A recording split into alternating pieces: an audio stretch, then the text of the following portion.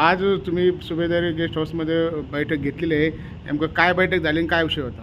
येत्या 24 तारखेला सकल दिव्यांग सामाजिक संघटना असेल किंवा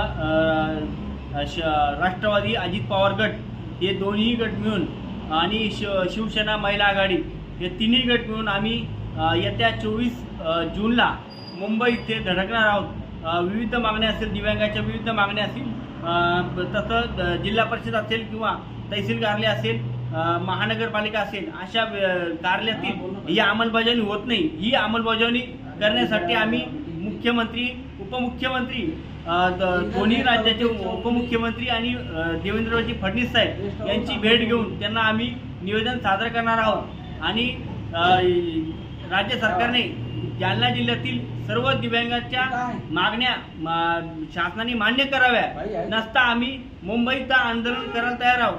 तसं ग्रामीण भागामध्ये ग्रामपंचायतमध्ये 50% नळपट्टी, 50% घरपट्टी हे माफ आहे, पण मात्र जालना जिल्ह्यातील ग्रामपंचायत ही अंमलबजावणी कुठली करत नाही. ही अंमलबजावणी लवकरात लवकर करण्यासाठी आम्ही मुंबईत धडकणार आहोत. काय मागण्या होत्या? मागण्या अशा होत्या की ग्रामपंचायतमध्ये 50% घरपट्टी, नळपट्टी किंवा महानगरपालिकेतील 200 स्क्वेअर फूट जागा, अशा विविध मागण्या होत्या. काय नाव? राहुल मुळे, सकल दिव्यांग सामाजिक संघटना जिल्हाध्यक्ष. आज तुम्ही सुभेदारी गेस्ट हाऊसमध्ये बैठक घेतलेली आहे. नेमकं काय बैठक झाली आणि काय विषय होता? येत्या 24 तारखेला सकल दिव्यांग सामाजिक संघटना असेल किंवा राष्ट्रवादी अजित पवार गट हे दोन्ही गट मिळून आणि शिवसेना महिला आघाडी हे तिन्ही गट मिळून आम्ही येत्या 24 जूनला मुंबई इथे धडकणार आहोत.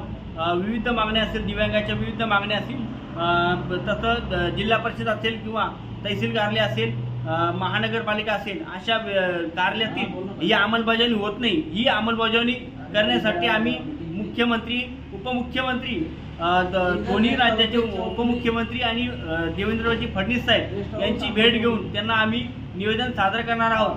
आणि राज्य सरकारने जालना जिल्ह्यातील सर्व दिव्यांगाच्या मागण्या शासनाने मान्य कराव्या, नसता आम्ही मुंबईत आंदोलन करायला तयार आहोत.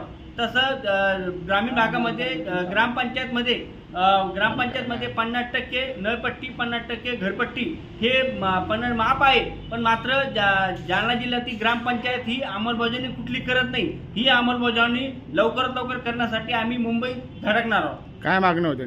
मागण्या अशा होत्या की ग्रामपंचायतमध्ये 50% घरपट्टी, नळपट्टी किंवा महानगरपालिकेतील 200 स्क्वेअर फूट जागा